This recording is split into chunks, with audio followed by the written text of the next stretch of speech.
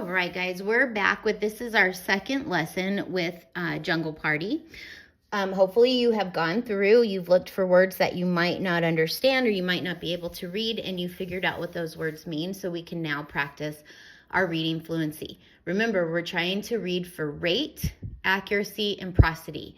Rate is how fast we read. We don't want to read too fast or too slow. We want to read at a rate that's just right so we understand what we're reading. We want to read with accuracy, okay? And that's the part where you went through and found words that you weren't sure how to read. Accuracy means that we are reading to make sure that we know how to say those words. And prosody is the expression that we're using, okay? We don't want to sound like a robot when we're reading out loud, so we want to make sure that we're reading the way the story should sound, kind of like we're talking, okay? All right, so what I'm going to do is I'm going to read the story. You can read along with me, okay? And then once I'm done reading, I want you to read it out loud. You can read it to yourself. You can record yourself reading it. You can read it to a parent or a brother or sister or a stuffed animal. I don't really care who you read it to, but you want to read it out loud, okay? You want to do that several times, and if you notice down here, 1, 2, 3 boxes, okay? Those are the number of times that you should read this. The reason that we do that is to practice fluency, to make sure that we're reading well. Okay, all right, here we go.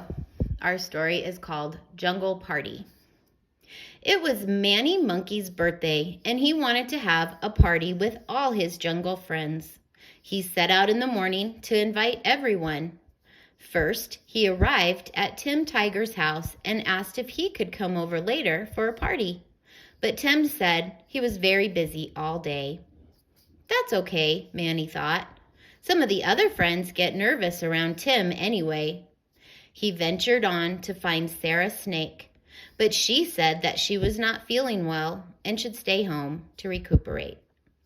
Next door to Sarah was Freddie Frog's house, but it didn't look like anyone was home.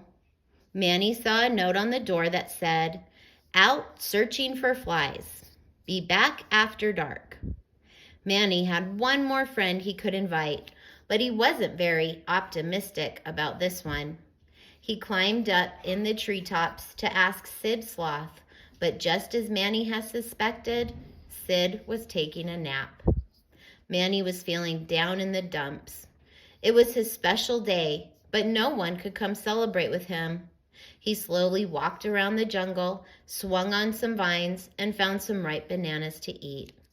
Then he went for a little swim in the river. After a while, he decided to go home and go to bed early. "What a birthday," he mumbled. When he got close to home, he heard some strange noises and saw some balloons tied to his tree. That's odd, he thought. Who put those balloons there? All of a sudden, his friends all jumped out from behind the tree and yelled, "Surprise!" They had been planning a party for Manny the whole time. They had games, presents, and even a big banana cake. "Thank you all," said Manny. "You are the best friends ever."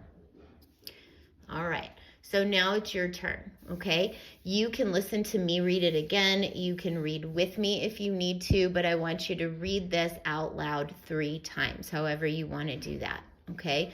Remember, you're working on rate, accuracy, and prosody while you're doing this. The best way to do it is to read to something. It doesn't have to be a person. It can be a dog. It can be a cat. It can be a stuffed animal. It can be anything you want it to be. But you should practice reading this out loud 3 times, okay? All right, next time we are going to answer some comprehension questions, okay? I know everybody's favorite. All right, I will see you guys on the next one. All right, bye-bye.